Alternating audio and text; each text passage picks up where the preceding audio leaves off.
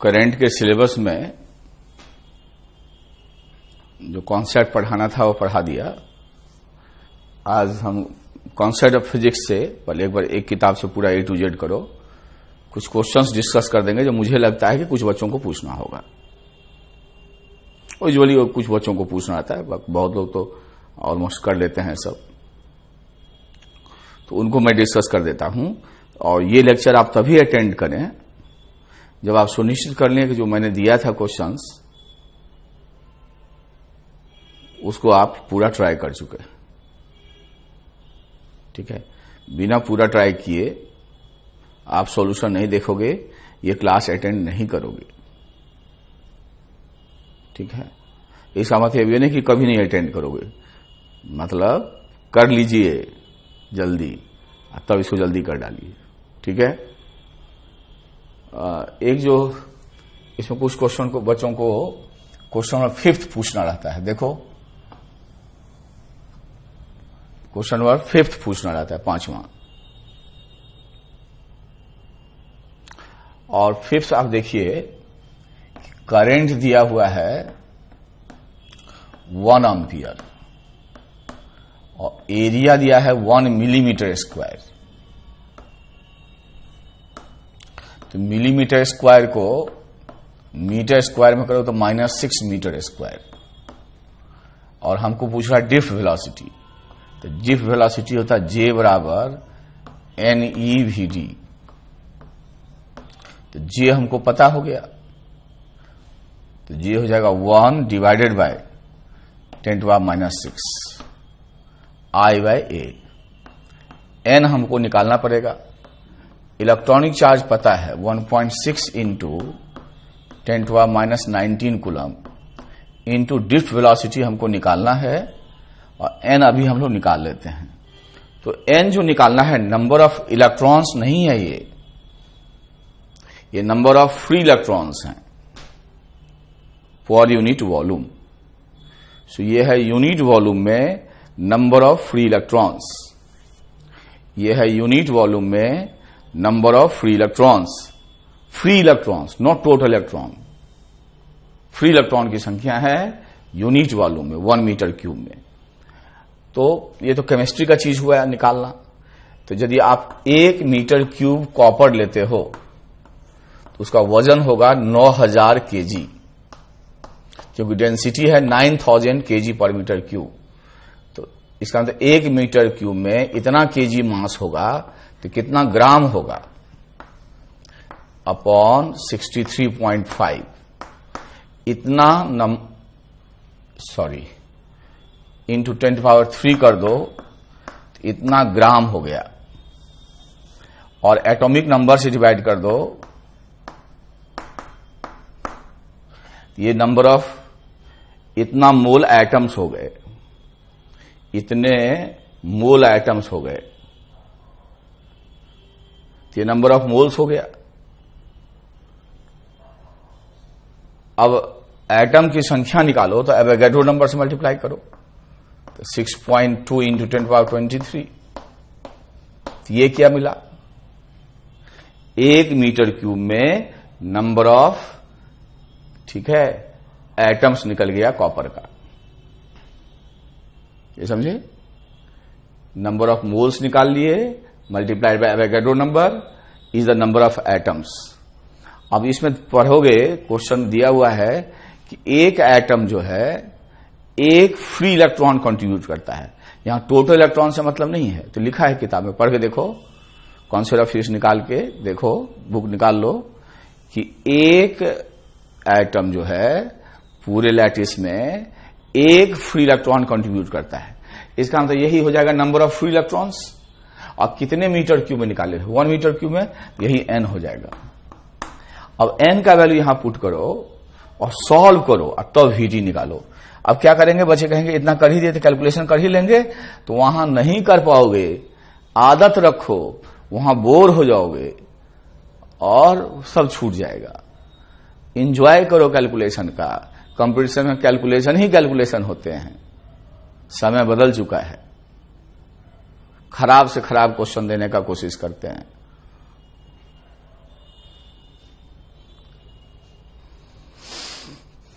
तो अंत तक पहुंचो, ये आंसर्स तक नहीं पहुंचने का आदत डालोगे तो सारा चीज आते हुए भी एक्सक्यूशन नहीं होगा वहां। ये क्वेश्चन नंबर 5 बता दिए। इसके बाद जो बच्चों को पूछना रहता है,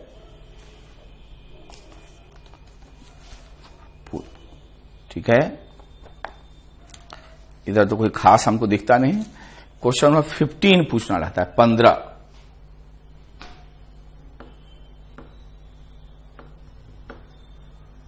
क्वेश्चन नंबर 15 पूछना रहता है, 15 नंबर पूछना रहता है।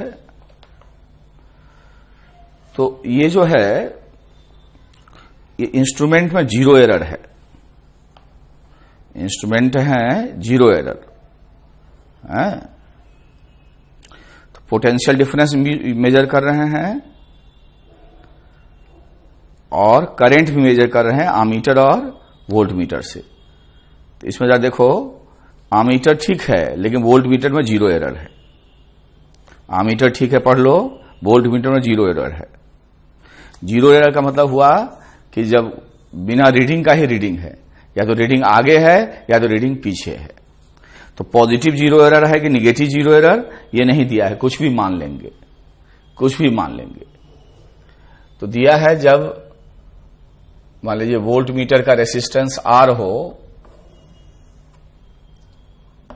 तो करंट जब 1.75 एम्पियर है, तो रीडिंग दिया है, करंट का रीडिंग सही है 14.4 वोल्ट। अब आप जो भी लो, जैसे मान लीजिए ये जीरो वाला है, तो यदि आप बिना रीडिंग का रीडिंग लेते हो, तो यदि आगे मानते हो कि यहीं पे है, यहां पे बिना करंट के ही, जब जीरो करंट है तब भी यहां कुछ रीडिंग है, मान लीजिए कितना, x वोल्ट। अब जब 1.75 किए, ठीक है, आगे ले लिए जीरो के आगे, तो रीडिंग हो गया 14.45, ये हो गया 14.45। इसका मतलब डिफ्लेक्शन कितना हुआ एक्चुअल करंट के आने से, पूरा 14.4 वोल्ट तो हुआ नहीं, तो ये जो डिफरेंस है यही हुआ। इसका मतलब ये हुआ कि 14.4 माइनस एक्स जो होगा बराबर I into resistance of the volt meter, तो 1.75 इंटू आर। दूसरी बार क्या है कि जब करंट बदल के 2.75 कर दिए into R, R is resistance of the volt metre, तब हमारा रीडिंग हो गया 22.4। अब उसमें से जो जीरो एरर है वो घटा दोगे। अच्छा, ये पॉजिटिव जीरो एरर है, यदि ये निगेटिव जीरो एरर होता तो ये पीछे रहता था, यहां प्लस एक्स कहते, तो कोई भी हम ले लिए उससे फर्क नहीं पड़ेगा। तो हमको पूछ क्या रहा भाई, कैलकुलेट द जीरो एरर, तो इसको सॉल्व करके एक्स नहीं निकालोगे, सॉल्व करो एक्स निकालो, आंसर तक कंक्लूड करो, सॉल्व करके एक्स निकालो, आंसर तक कंक्लूड करो,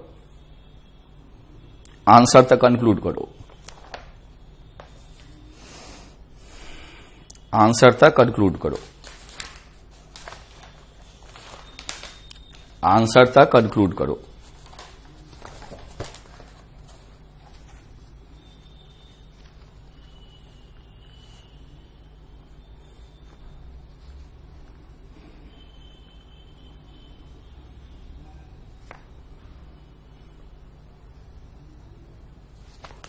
कर लिए। अब हम लोग, ये हो गया। बच्चों को क्वेश्चन नंबर 16 भी पूछना रहता है।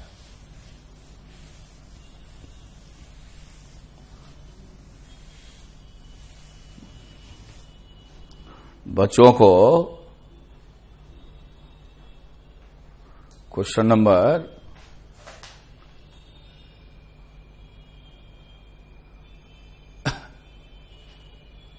16 भी पूछना रहता है।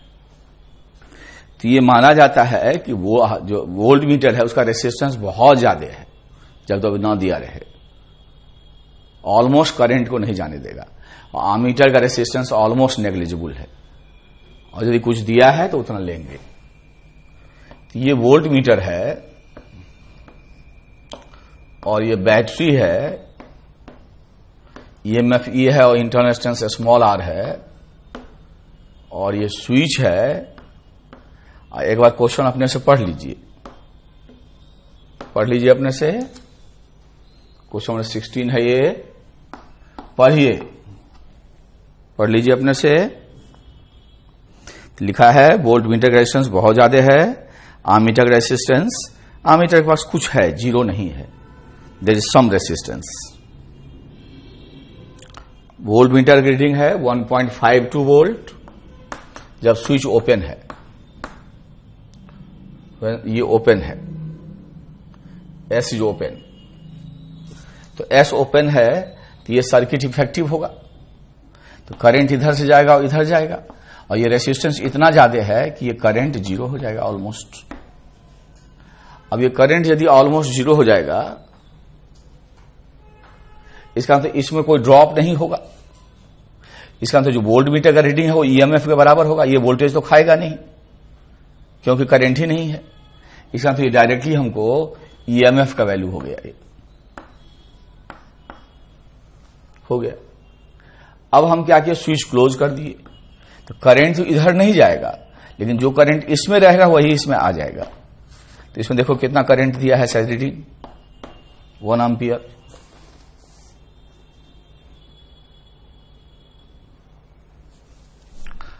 तो इसका मतलब यहां भी 1 एम्पियर होगा, उधर तो करंट ही नहीं जाएगा। तो जो वोल्ट मीटर का रीडिंग होगा, तो बताइए ये चार्जिंग है कि डिस्चार्जिंग? या तो यहां से यहां पहुंच जाओ, यहां से चलो यहां पहुंचो, लेकिन वैसे बताओ ये चार्जिंग है कि डिस्चार्जिंग? ये डिस्चार्जिंग है। डिस्चार्जिंग में जो पोटेंशियल डिफरेंस होगा वही रीडिंग होगा V। कितना होगा बोलो? V minus IR। तो इस बार रीडिंग कितना है देखो, 1.45, ईएमएफ है 1.52, I है 1, R है R, निकाल लो, 0.07 ओम आ जाएगा। तो ये बैटरी का डिस्चार्जिंग कंडीशन है, पॉजिटिव टर्मिनल। तो E माइनस IR होगा दोनों टर्मिनल के क्रॉस पोटेंशियल डिफरेंस, जो सीधे वोल्ट मीटर की रीडिंग के बराबर होगा। इसमें करंट नहीं जाएगा, लेकिन इसमें तो रहेगा ना, ठीक है। अब कोई चाहे तो आमीटर का भी रेसिस्टेंस निकाल सकता है। क्यों? क्योंकि ये जो पूरा ड्रॉप है 1.45, वही यहां भी ड्रॉप होगा। तो यहां भी ड्रॉप होगा 1.45, जो वोल्ट मीटर यहां पोटेंशियल डिफरेंस देगा, पैरेलल में यहां भी देगा पूरा और यहां भी देगा। तो इसके क्रॉस 1.545 वोल्ट होगा रीडिंग, और करंट है 1 इंटू रेसिस्टेंस ऑफ आमीटर। तो कोई आमीटर का रेजिस्टेंस पूछेगा तो क्या बोलेंगे? 1.45 ओम।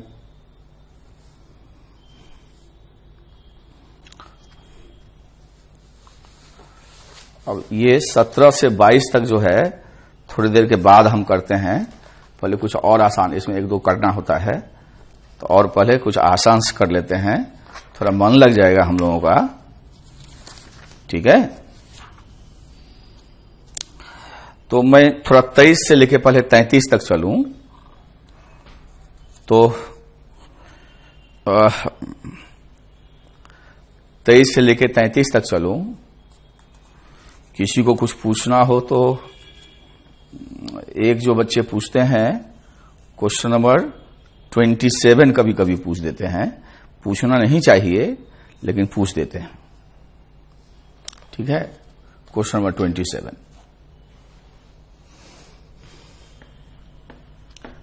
एक पूछ देते हैं बच्चे लेकिन पूछना नहीं चाहिए। 31 ऑलरेडी हम कराए हुए हैं, तो पहले इस पेज का देख लेते हैं हम लोग, है ना। इस पेज का देख लेते हैं।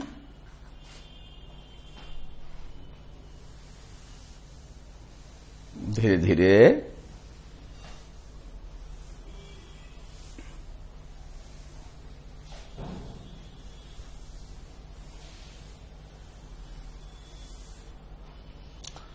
तो देखो मेरे बच्चे,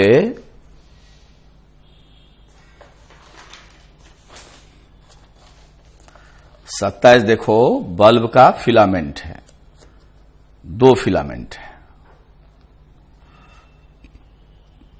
ये switch selects whether the filaments are used individually or in parallel. तो R1 R2 है,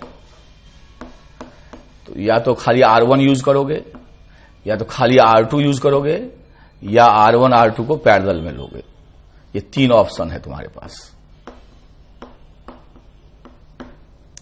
तो पैरेलल के इक्विवेलेंट सबसे छोटे से भी छोटा होता है, तो इसका रेसिस्टेंस सबसे कम होगा पैरेलल में, और ये इंडिविजुअल हो गया, तो इंडिविजुअली दोनों इससे बड़ा होगा। पैरेलल का इक्विवेलेंट सबसे छोटे से भी छोटा होगा। तो कहता है कि बैटरी है 15 वोल्ट, अब बल्ब से जो आपको पावर मिल रहा है 5 वाट, 10 वाट और 15 वाट, तो 3 है, और किसमें क्या मिल रहा है ये मालूम नहीं है। तो ये तो निश्चित हो गया कि वोल्टेज हो गया कितना, 15 वोल्ट, तो पावर होगा V²/R।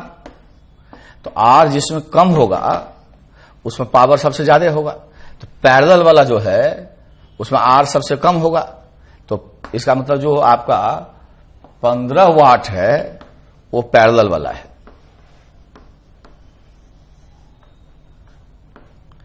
पंद्रह वाट जो है वो पैरेलल वाला है, पैरेलल में ही है ना, ठीक है, तो पैरेलल वाला है।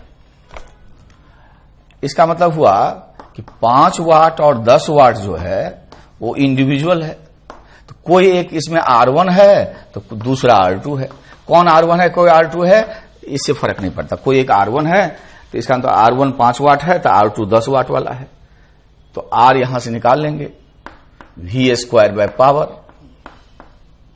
तो V² हो जाएगा 5 वाट ले लो तो 15 × 15/5,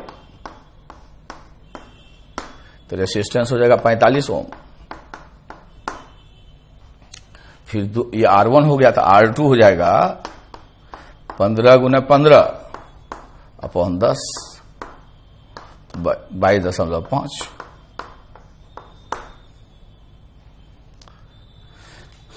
और ये जो रेगुलर हेक्सागन वाला है जो 31 कह रहे थे, मुझे नहीं बताना चाहिए। बोलो क्यों?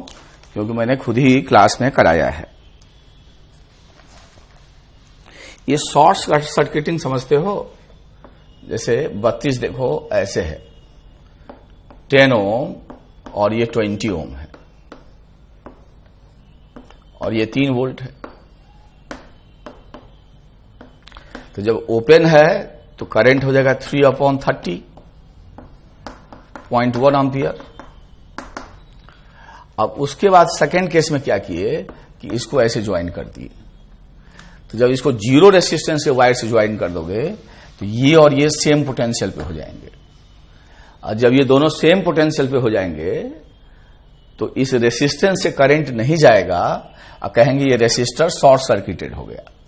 रेसिस्टर क्या हो गया बच्चों? शॉर्ट सर्किटेड हो गया। तो किसी रेसिस्टर के दोनों एंड का सेम पोटेंशियल हो जाए, 0 रेसिस्टेंस वायर से जुड़ जाए, तो इसका शॉर्ट सर्किटेड हो गया, तो ये बेकार हो गया, इसमें करंट जाएगा ही नहीं। तो अब इफेक्टिवली 10 ओम ही बच गया, तो करंट हो जाएगा 3/10, मतलब 0.3 एम्पियर। ये होता है शॉर्ट सर्किटिंग। ठीक है।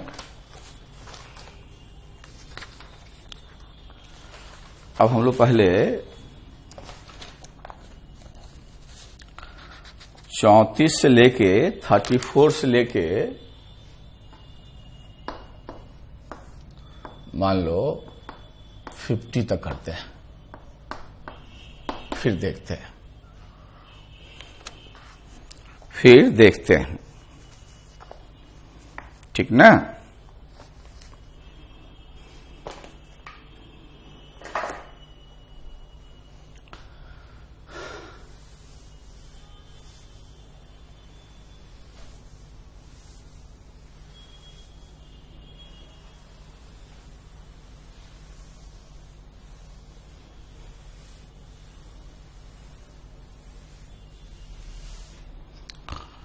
तो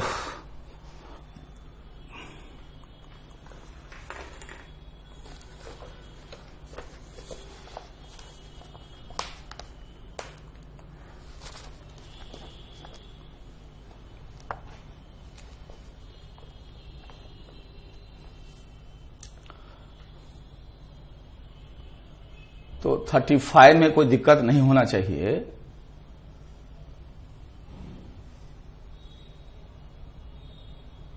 अब 36 यदि ऑब्जेक्टिव करना है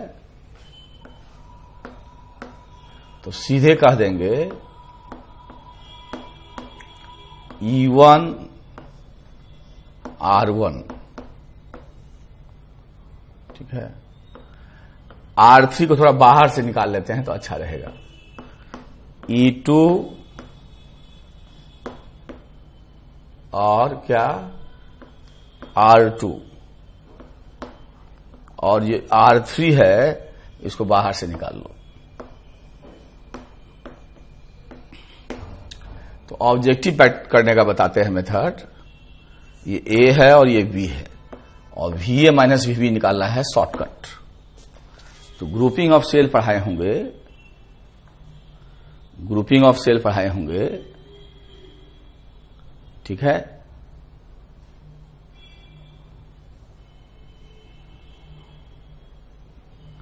तो हमको VA माइनस VB निकालना है। तो एक तरीका तो ये है कि इन दोनों का इक्विवेलेंट निकाल लो, पैरेलल का तीनों का इक्विवेलेंट निकाल लो, दोनों का, और उसके साथ इसको जोड़ दो, फिर करंट निकालो, फिर VA माइनस VB निकाल लो। दूसरा तरीका डायरेक्ट बताए थे VA माइनस VB का, VA माइनस VB का।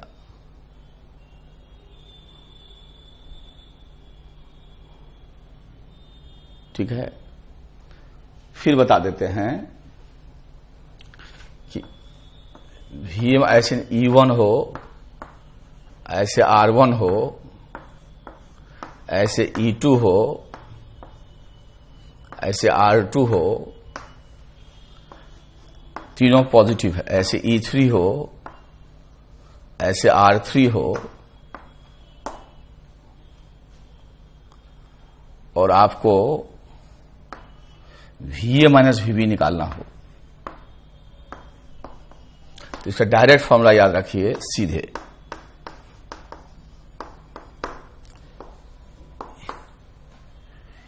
E1 by R1 plus E2 by R2 plus E3 by R3 divided by 1 by R1 plus 1 by R2 plus 1 by R3। मतलब जो E equivalent होता है, जो E इक्विवेलेंट होता है, देखो हम सही किए हैं कि नहीं, जरा चेक कर लेते हैं। हम लोग करते थे ना, E इक्विवेलेंट के बराबर ही जो VA माइनस VB होगा वो E इक्विवेलेंट के बराबर हो जाएगा, ठीक है। तो ये आपको याद होगा, हम बताए थे E इक्विवेलेंट बराबर R equivalent upon E1 R1, E1 by R1 plus E2 by R2 plus E3 by R3। थोड़ा देख लेते हैं, चलिए ये इधर जाएगा तो थोड़ा गलत लिख लिए ना, तो इधर जाएगा तो E इक्विवेलेंट हो जाएंगे, ठीक है लिखे हैं। तो ये ऊपर चला जाएगा E1 R1 plus E2 R2 plus E3 R3 into R equivalent ऊपर चला जाएगा, तो नीचे लाएंगे तो 1 बाय R इक्विवेलेंट होगा। तो 1 बाय R इक्विवेलेंट इतना हो जाएगा, यही होता है। ये डायरेक्टली VA माइनस VB दे देता है, मतलब यही E इक्विवेलेंट के बराबर होता है, ये E इक्विवेलेंट के बराबर आ जाता है। अभी सोचना कि क्यों ऐसा हो जाता है, तो हम क्या करें, इसको भी एक बैटरी मान ले यहां 0 वोल्ट का। अब 0 वोल्ट का बैटरी मान लें तो ये E3 हो जाएगा। अब इस फॉर्मूले में पुट कर दें, चाहे यहां कहीं भी, यहां चाहे इसमें, तो हमारा आंसर आ जाएगा। तो E इक्विवेलेंट जो होगा वही VA माइनस VB होगा। जरा पुट करके आंसर मिला लो तो तो हो जाएगा E1/R1 प्लस E2/R2, E3 0 ही है, upon 1/R1 plus 1/R2 plus 1/R3। Answer देखो, आंसर देखो।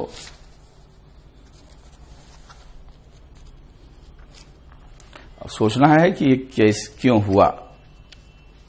क्वेश्चन नंबर कौन सा था भाई? 36। तो ये आपका आ गया। जो फिगर ए है वही फिगर बी है। तो बहुत कंपटीशन में जल्दी हो जाता है इससे। तो जो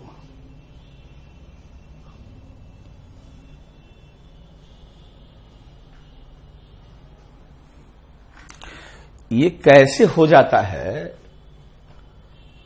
ये इतना कैसे VA माइनस VB हो जाता है, ये समझना चाहोगे? ये इसको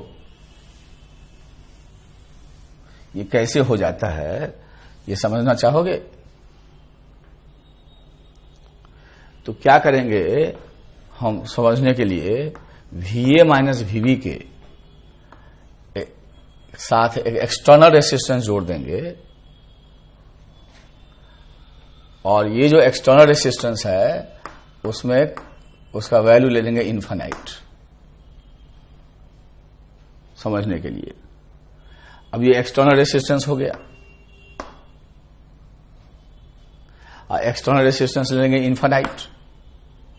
इसका मतलब हुआ कि इनफाइनाइट हो गया तो इधर से कोई करंट नहीं जाएगा, और हमारा यदि ये मान लीजिए नहीं, एक्चुअली ये तो है ही नहीं, तो नहीं होने का मतलब वास्तव में इधर करंट नहीं जाएगा।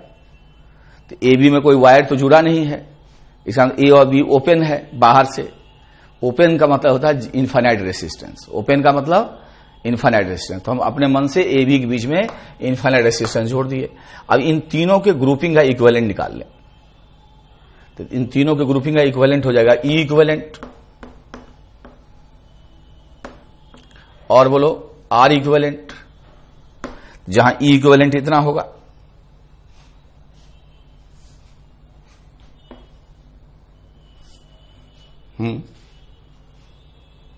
यही ई इक्विवेलेंट हो गया। निकालोगे तो निकाल के देख लो, इक्विवेलेंट का फॉर्मूला मालूम है। तो ये अब इसके अक्रॉस कितना रेसिस्टेंस जोड़े हैं? इनफाइनाइट। तो करंट तो जाएगा नहीं, तो करंट नहीं जाएगा तो जो VA माइनस VB है, यदि यहां ड्रॉप ही नहीं होगा तो ई इक्विवेलेंट ही VA माइनस VB हो जाएगा। इसलिए ई इक्विवेलेंट निकाल लो। केवल रेसिस्टेंस है तो उसका वैल्यू, तो EMF का वैल्यू ले लो, तो E निकाल लो, इक्विवेलेंट ई इक्विवेलेंट निकाल लो, वही तुम्हारा VA माइनस VB हो जाएगा तुरंत। एक बार जब VA माइनस VB हो जाएगा तो तुरंत करंट निकाल लोगे। जैसे मान लीजिए जल्दी से करंट निकालना हो, एक दो अभी प्रैक्टिस कर लो अपने से। ये कंपटीशन पूछता है इसीलिए प्रैक्टिस करा रहा हूं, इसको अच्छे समझ लो।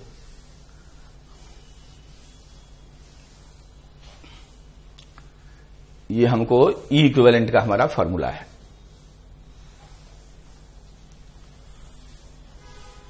सपोज करो ये है 12 वोल्ट और ये है 6 ओम।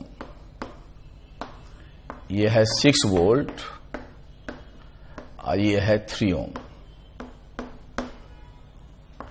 ये है 4 वोल्ट और ये है 2 ओम।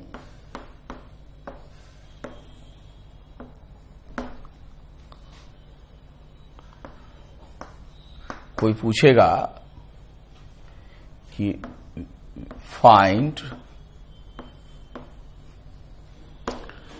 VA minus VB and current in each resistor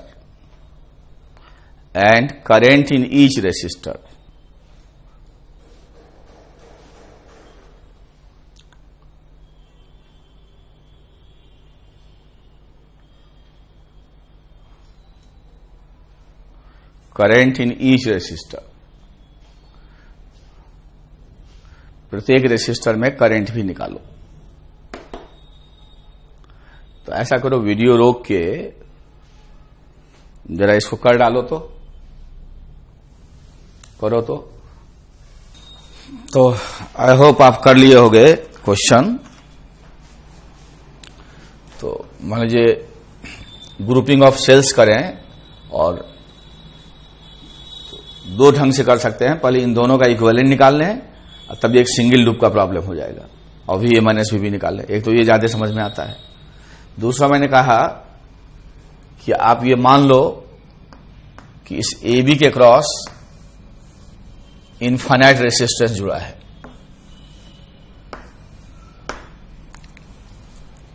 क्योंकि AB ओपन है, तो 3 बैटरी का ग्रुपिंग ले सकते हो। लेकिन एक्सटर्नल रेसिस्टेंस, चूंकि AB में कोई रेसिस्टर नहीं है,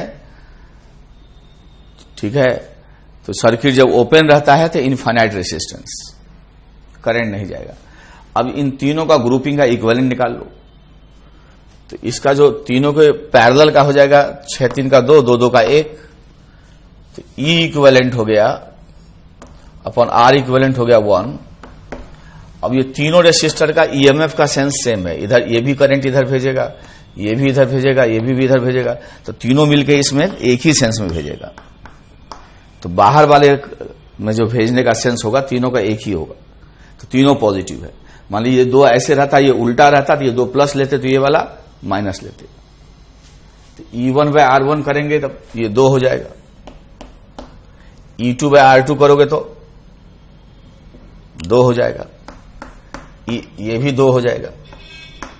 तो इसे E इक्विवेलेंट आ गया 6 वोल्ट। तो हमारा ऐसे हो गया E equivalent 6 volt, R equivalent हो गया 1 ओम।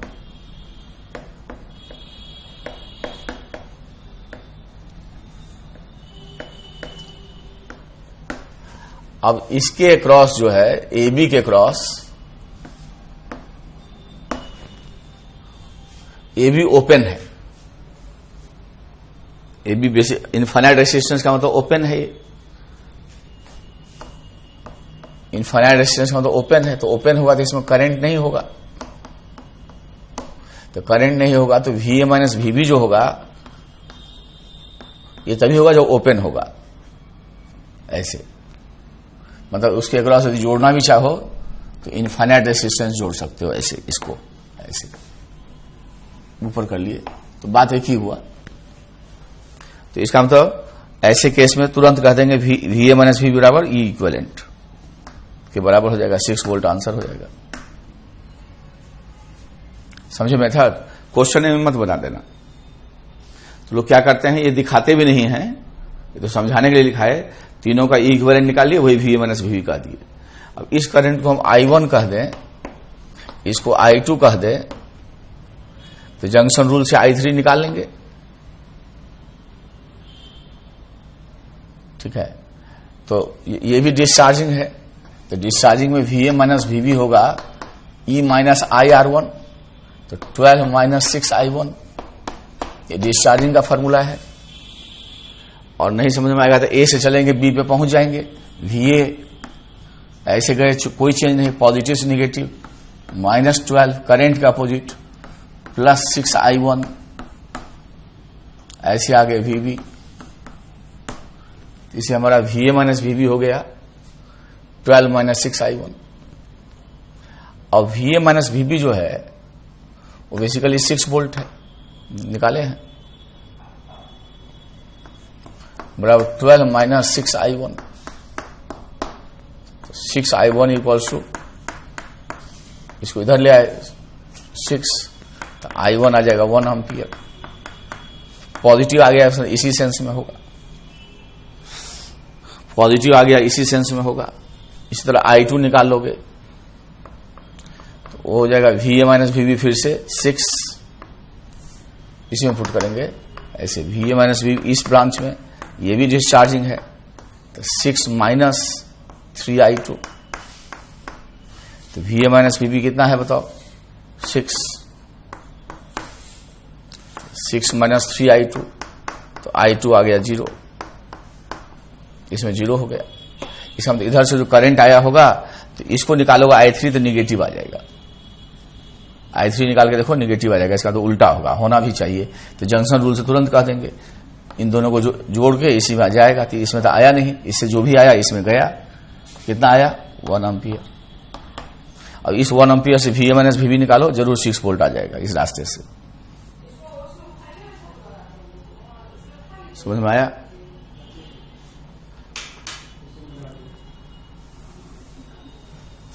अब इसी को लोग ऐसे भी कर सकते हैं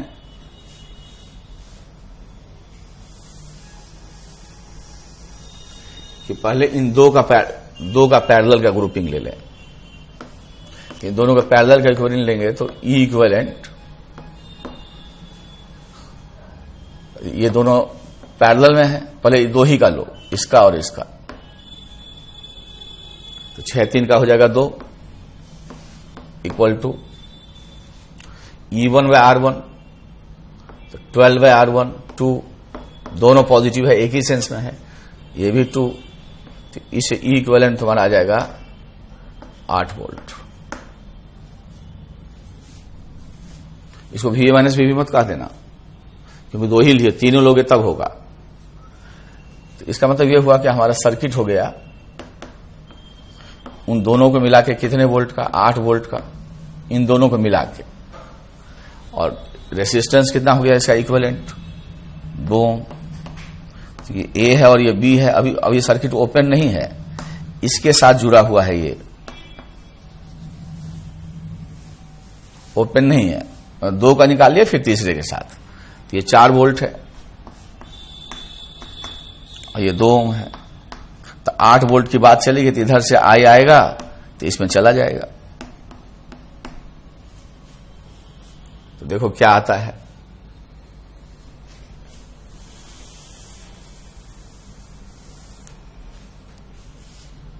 एक बार चलते हैं यहां से। तो VA पॉजिटिव से निगेटिव -4, करंट के सेंस में -2i,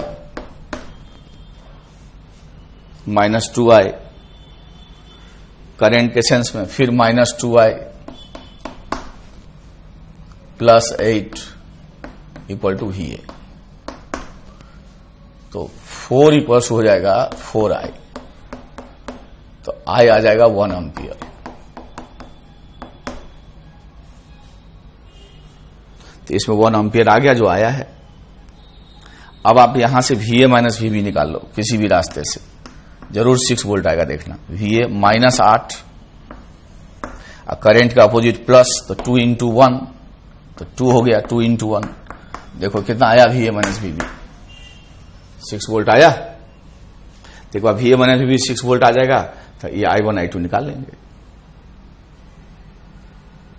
और जबकि वो 6 वोल्ट तुरंत निकाल लिए थे कि तीनों को मान लो कि एक ही साथ तीनों पैरेलल में है और उसके अक्रॉस इनफाइनाइट रेसिस्टेंस जुड़ा हुआ है, क्योंकि सर्किट ओपन हुए हैं। तो जब इक्विवेलेंट निकल जाएगा उसका, तो उसको ओपन सर्किट मानेंगे, तो करंट नहीं होगा, तो इंटरनल रेजिस्टेंस में लॉस नहीं होगा, तो जो VA माइनस VB है वो E इक्विवेलेंट के बराबर हो जाएगा। जो VA माइनस VB है वो E इक्विवेलेंट के बराबर हो जाएगा। अब यही क्वेश्चन जब बोर्ड में आता है तो इस मेथड से करोगे, यदि नहीं लिखा है ग्रुपिंग ऑफ सेल करो, कहेगा किरचॉफ लूप लॉ से करो, तो सब में 0 नंबर मिलेगा। ठीक है,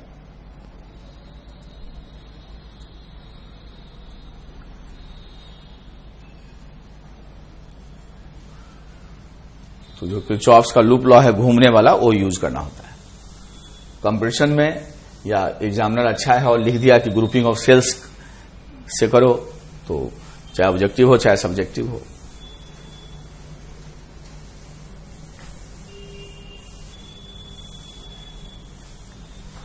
इस तरह से ये मदद करेगा।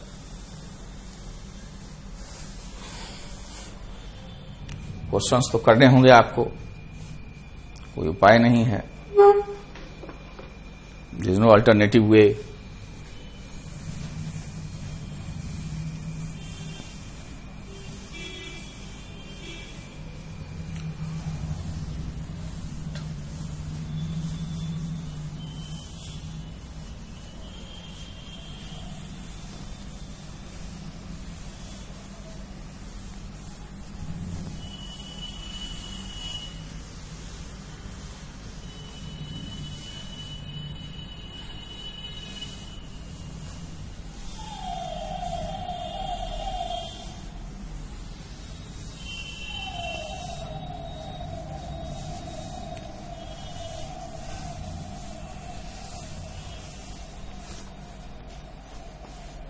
अब क्वेश्चन देखते हैं।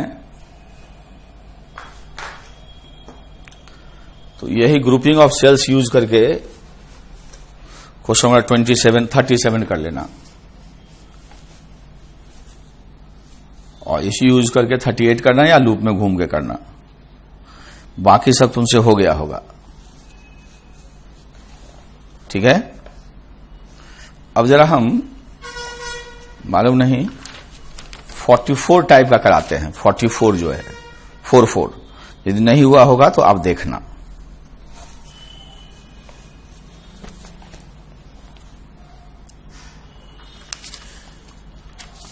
नहीं हुआ होगा तो आप देखना, ठीक है।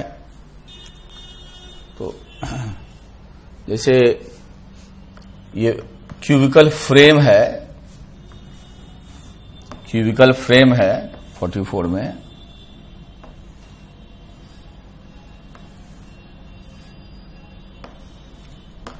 हर एक साइड का रेसिस्टेंस R है।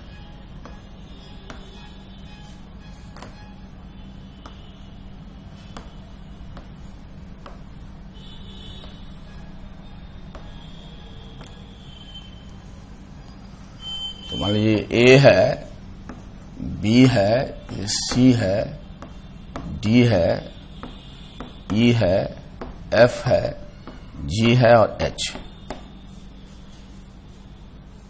तो जैसे आपको कहेगा कि बॉडी डायगोनल के क्रॉस निकालिए, पहला मान लो अक्रॉस बॉडी डायगोनल। तो हम लोग बॉडी डायगोनल समझते हैं। बॉडी डायगोनल में मतलब हुआ कि ए से करंट इंटर करेगा, और यदि ए से इंटर करेगा तो एफ से निकल जाएगा।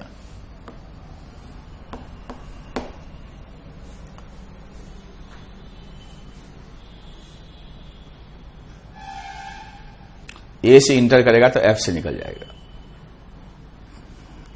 अब क्या है कि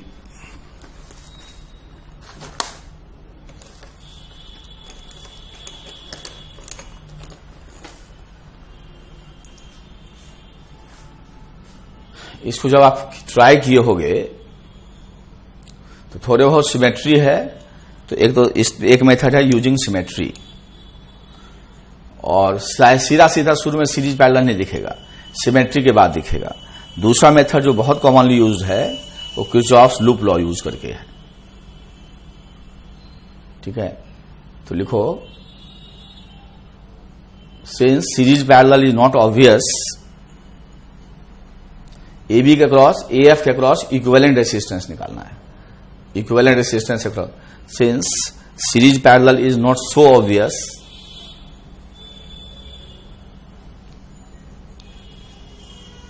ठीक है। Let us do the question using Kirchhoff's loop law.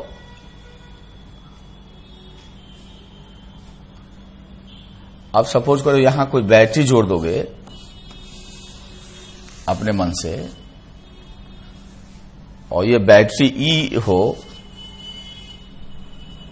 Current ये आई सप्लाई करे, तो जरा सोचो कोई ऐसे मैजिक्स का बक्सा हो, उसमें ई वोल्ट लगाने से यदि आई करंट सप्लाई कर रहा है और ये रेसिस्टर्स का बॉक्स है, तो कोई बताएगा कि what is resistance of this box? तो resistance will be E by I. Resistance will be E by I. So equivalent resistance will be E by I. तो E वोल्ट का बैटरी हम जोड़ दिए, तो E by I ही हमारा क्या होगा? R इक्विवेलेंट होगा। लोग क्या करते हैं, आसान समझ करने के लिए यहां I न लेकर के 6I ले लेते हैं, तो आगे कैलकुलेशन आसान होता है। इसका मतलब अब यहां जो मेरा R इक्विवेलेंट हो गया वो E by I न होकर के E by 6I हो गया। करंट हमेशा लिस्ट रेसिस्टेंस पाथ को प्रेफर करता है। अब जरा सोचिए यहां से जो करंट आया उसको 3 ब्रांच मिल रहे हैं निकलने के लिए, ऐसे ऐसे, और उसका मंजिल है F तक पहुंचना। तीनों करंट का मंजिल है कि हम F तक पहुंचे, मंजिल है F तक पहुंचे। तो देखते हैं तीनों रास्ते से मंजिल जाने के लिए, F तक जाने के लिए करंट को एक जैसा रेसिस्टिव पाथ मिलता है कि अलग टाइप का रेसिस्टिव पाथ मिलता है। करंट लीस्ट रेसिस्टेंस को फॉलो करेगा। तो यहां से जो करंट जाएगा वो यहां आ जाएगा, लिस्ट के लिए इसमें जाएगा, इसमें जाएगा, तो कितने रेसिस्टेंस आएगा? 3। या इस रास्ते से भी जाएगा तो 1 2 3, तो ये दोनों रास्ता एक जैसा हो गया, ये और ये एक जैसा हो गया। तो ये जो करंट आएगा उसको कम से कम कितना रेसिस्टर क्रॉस करना होगा? 1 2 3 या 1 2 3। अब ये करंट ऐसा नहीं कहेगा यहां से आके फिर यहां से आके फिर इधर चला जाएगा, फिर इधर आ जाए, फिर इधर आ जाए, फिर इधर, फिर इधर, ऐसा नहीं करेगा। लीस्ट रेसिस्टेंस पाथ फॉलो करेगा। जो यहां से करंट आएगा उसको कितना मिनिमम रेसिस्टेंस क्रॉस करना होगा F तक पहुंचने के लिए, मंजिल तक। ये सब सुनना जरूरी है, डायरेक्ट यही क्वेश्चन नहीं आएगा एग्जाम में, लेकिन ये सब जो बेसिक बता रहे हैं, लीस्ट रेसिस्टेंस फॉलो करेगा, पाथ है ना, कैसे क्या होगा, तो ये सब आपका बेसिक एबिलिटी है जो हम आपको डेवलप कराते हैं या आप डेवलप करते हैं, और फाइनली उसी का एक्सक्यूशन होता है क्वेश्चंस में, नए क्वेश्चंस में, और वो तो बच्चों को खुद करना पड़ता है। तो इसको भी 1 2 ऐसे आ जाएगा, ऐसे आ जाएगा 3, या ऐसे आके फिर ऐसे ऐसे 3, 1 2 3। इसका ये दोनों पाथ इक्वली रेसिस्टिव हैं F तक पहुंचने के लिए, F तक। जो यहां से जाएगा उसको भी 3 मिलेगा, 1 2 3, या 1 2 3। इसका मतलब ये तीनों पाथ इक्वली रेसिस्टिव हैं, तीनों पाथ एक जैसा है। कब? जब 1 से चल के करंट को कहां पहुंचना होगा? F तक। इसलिए जो 6I है इसको I भी ले सकते थे, ऐसा कुछ नहीं है। तो इसमें करंट जाएगा 2I, इसमें करंट जाएगा 2I, इसमें करंट जाएगा 2I। अब जैसा इधर से है वैसा ही उधर से है, जैसा ये तीनों इधर से है वैसा ही वो तीनों उधर से है। तो जिसमें जितना जाएगा इधर से उसमें उतना आएगा। ऐसे ही कैपेसिटर में भी होगा, 2I आएगा, 2I आएगा, ऐसे कैपेसिटर में भी होगा, 2I आएगा। देख लेना, करेक्ट आएगा। अब यहां से 2I आया, उसके पास 2 रास्ता है। एक रास्ता ये है और एक रास्ता ये है। तो दोनों में 2I, इसमें भी जाएंगे तो 2 रेसिस्टेंस, इसमें भी, तो दोनों रास्ता एक जैसा है, इसलिए करंट बराबर बढ़ जाएगा। तो इसमें चला जाएगा I, इसमें चला जाएगा I। ठीक है। यहां से जो 2I आएगा उसको भी ये रास्ता 2 रेसिस्टेंस का, ये रास्ता 2 रेसिस्टेंस का, तो इसमें भी बराबर बराबर बटेगा I और I। इधर से भी आएगा वो भी बराबर बटेगा, था ऐसे I और ऐसे I। तो बताइए I मिलके जंक्शन रूल से ये कितना हुआ? 2I। I मिलके इसमें कितना गया? 2I। करेक्ट। I और I मिलके इसमें कितना गया? 2I। करेक्ट।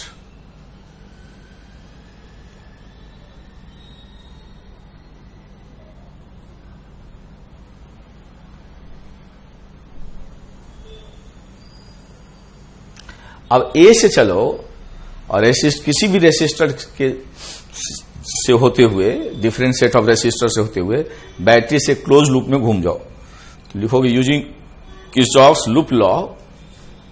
ये पॉइंट A है, तो A से चले,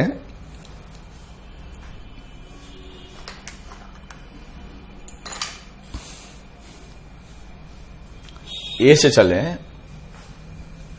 तो VA, इससे जाएंगे तो -2IR, इससे चलेंगे तो -IR, इससे चलेंगे तो -2IR, इधर से आ जाओ, इधर से आ जाओ, इधर से आ जाओ, प्लस E बराबर वापस VA। तो इससे E आता है 6IR बराबर, या E बराबर 6IR, नहीं 5IR। अब इसमें 6 से डिवाइड कर दो, 6I से, तो ये आ गया 5R/6।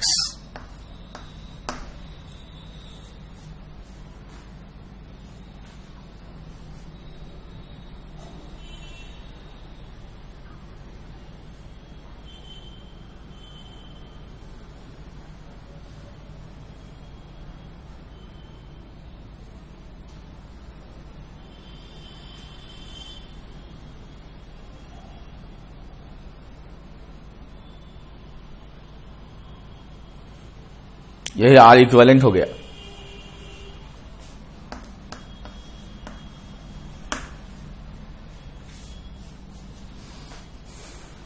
अब इसी क्वेश्चन को मान लो, इसी क्वेश्चन को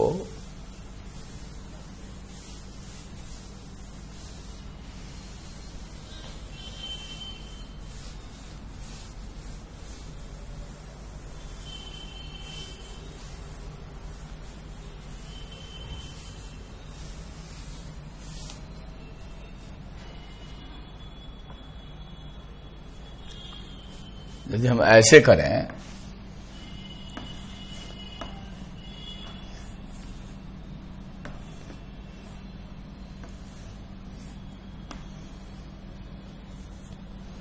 R ले लें, R है, R है, R है, R है, R है, R है, R है,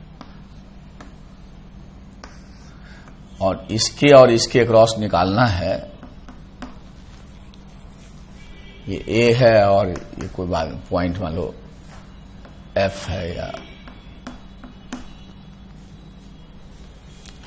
तो अभी हम देखे थे कि जैसा इधर से है वैसा इधर से है, और ये तीनों में बराबर बराबर करंट जाएगा,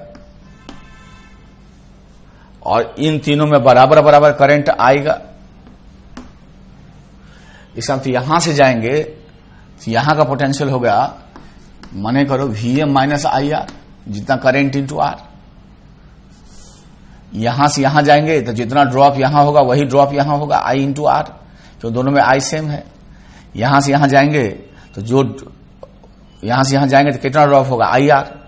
इसका मतलब तीनों में ड्रॉप बराबर है, बराबर बराबर रेसिस्टेंस है, बराबर बराबर करंट है। इसका मतलब इन तीनों का पोटेंशियल सेम है। इसका मतलब इसको हम लोग B कह दें तो इलेक्ट्रिकली ये भी B है और ये भी B है, तीनों सेम पॉइंट के पोटेंशियल है, तीनों सेम पॉइंट के पोटेंशियल हो गए, ये और ये। अब उल्टा आओ,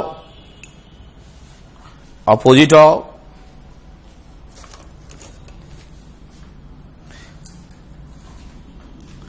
अपोजिट आओ, करंट के तीनों में सेम करंट होंगे तो करंट का अपोजिट जाएंगे तो पोटेंशियल बढ़ेगा, कितने से, IR से। तो ये पॉइंट C ले लो,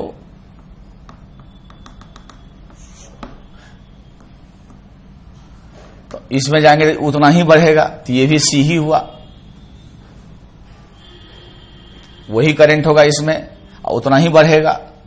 यहां से यहां जाएंगे तो फिर उतना ही बढ़ेगा, तो ये भी C है। तो पॉइंट का रिपीटेशन हो गया, सेम पोटेंशियल के पॉइंट सेम पॉइंट होते हैं। तो अब इसको रीड्रॉ कर लेते हैं, तो देखो कैसे रीड्रॉ करते हैं।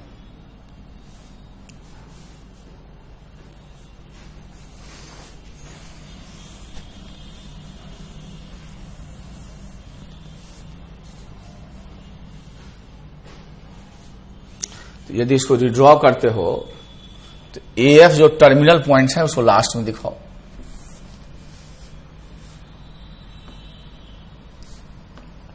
जो AF है टर्मिनल वाला पॉइंट्स उसको लास्ट में दिखाओ। बीच में दो पॉइंट्स आएंगे B और C। जरा AB में गिन लो कितने हैं। तो AB में 1 AB में 2, AB में 3, तो AB में 3 बार पैरेलल में होगा।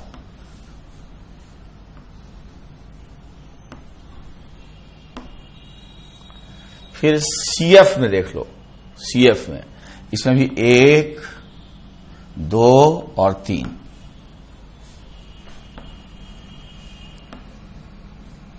बाकी तुम लोग BC में गिन लो, 6 ठो होगा।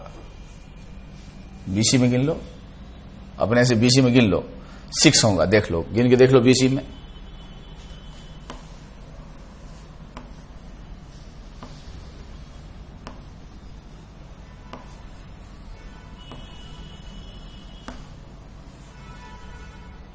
अब ये तीनों का पैरेलल R/3 होगा, इन तीनों का पैरेलल R/6 होगा, इन तीनों का पैरेलल R/3 होगा। सबको जोड़ो तो R/3 plus R/6 plus R/3, 6 2R 1 2R, तो हो गया R है ये 5R/6, और यही आंसर आया था, यही आंसर आया था। ये वो तो पहले का है, चलो पहले का है।